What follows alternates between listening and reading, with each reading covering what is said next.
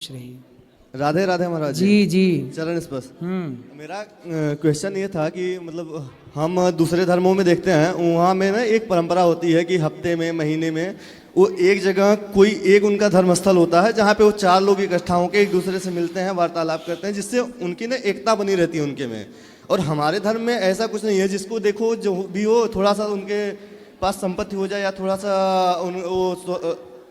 खुश हो जाए तो वो अपना मंदिर अलग बना लेंगे, वहीं पे पूजा पाठ करेंगे। और कोई समाज के जगह बैठ के वो चार लोगों से मिलना नहीं चाहते। थोड़ी सी संपत्ति आ जाती है तो वो आराम से अपने घर में हो जाते हैं, वहीं पे पूजा पाठ कर लिए, करना भी हो तो किया, अदरवाइज नहीं करते हैं। तो इसका मतलब थोड़ा सा हमारे धर्म में भी ऐसा होना चाहिए ना कि जहाँ पे महीने में, हफ्ते में, साल भर में एक बार लोग चार जगह इकट्ठा हों और लोग एक दूसरे से वार्तालाप करें, उनके में प्रेम की भावना बढ़े, एक दूसरे से आपस में वो लोग जुड़ाव रहे। क्योंकि हिंदू धर्म में ना ये लोगों के अंदर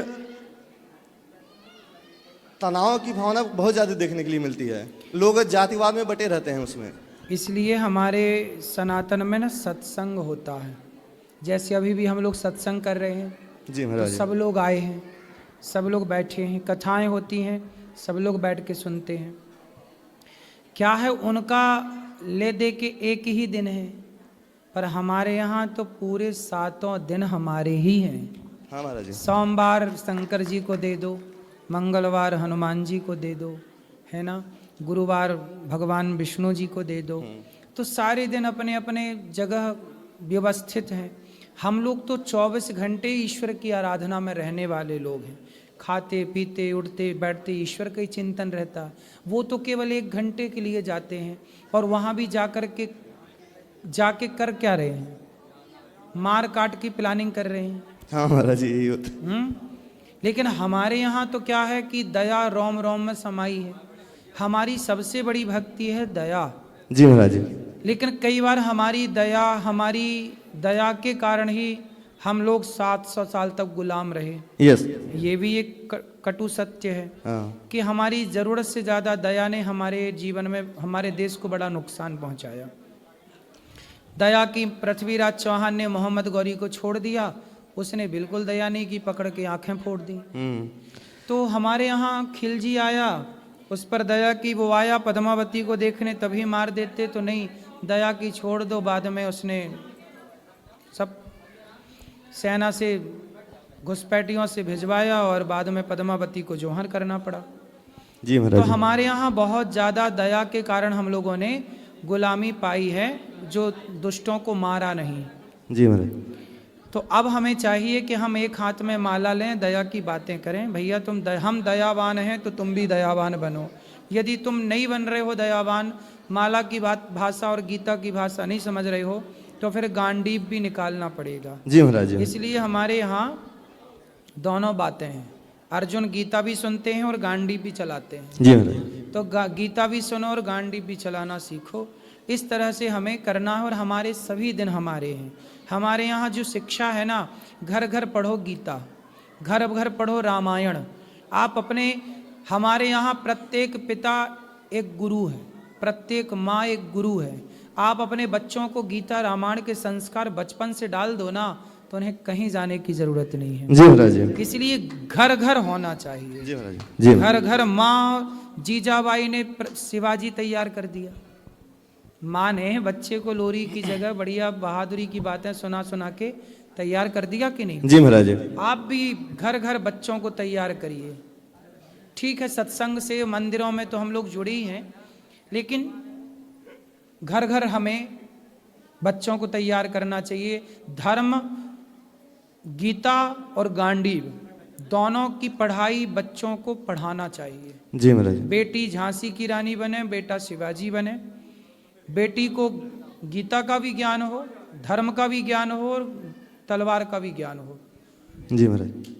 ठीक है। इसलिए हमारे यहाँ तो क्या है, वो लोग संकीर्ण हैं, छोटे सोच। एक दिन हम लोग क्या है, व्यापक हैं, बड़े हैं ना।